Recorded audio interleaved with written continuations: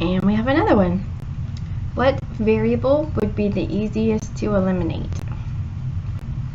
It looks like it really doesn't matter which one we eliminate, right? What if I were to just put together equations 1 and 2? If I put together equations 1 and 2 and I want my x's to cancel, I need to multiply equation 1 by 2, or negative 2 really. So let's see how that works. Equation 2 will stay just like it is.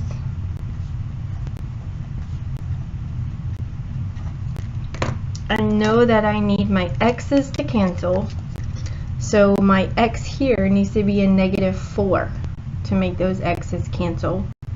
So I need to multiply this by negative 2. Okay, so negative 2 times all of these would end up being a negative 4x, a negative 2y, a positive 6z, and negative 2 times 0 is 0.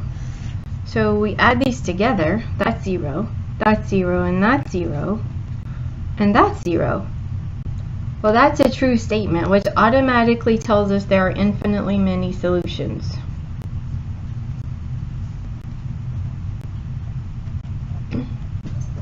But we don't know how to write all those infinitely many solutions.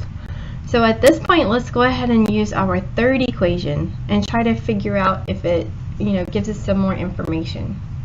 So we're going to use equation 3. Maybe I will use it with, I guess, equation 2 since they're sitting next to each other.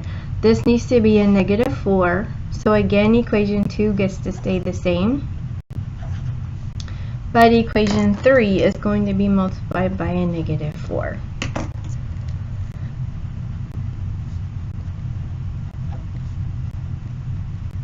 So multiply all these by a negative 4, and we end up with a negative 4x, a positive 4y, and a negative 4z, and a 0. So that goes away. We end up with 6y minus 10z equals 0. So we do have something going on here. What if we decided to solve this for y?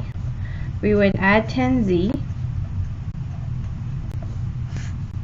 So we have 6y is equal to 10z.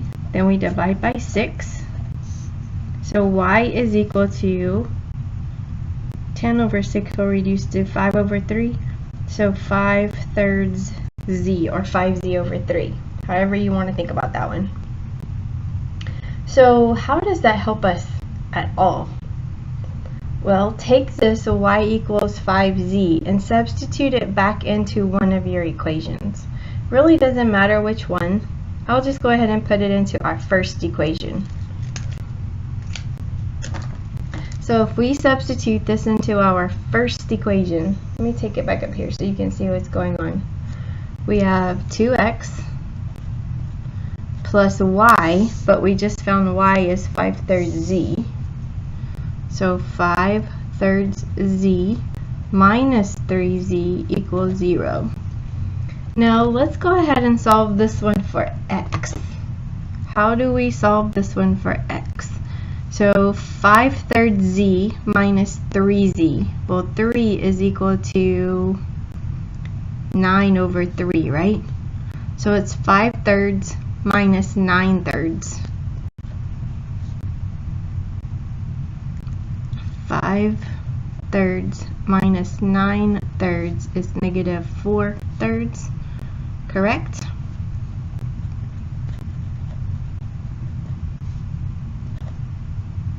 Let me just double check my math here.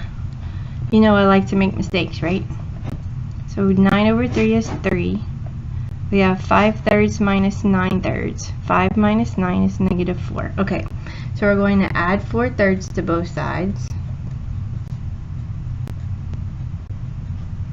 So that's 0. We get 2x is equal to 4/3 z, and we divide both sides by 2.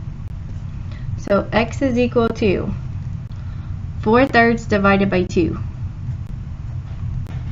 Keep change flip. 4/3 times 1 over 2 is going to be 4 over 6, which reduces to 2 over 3.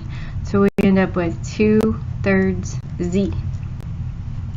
Well, if you notice, I have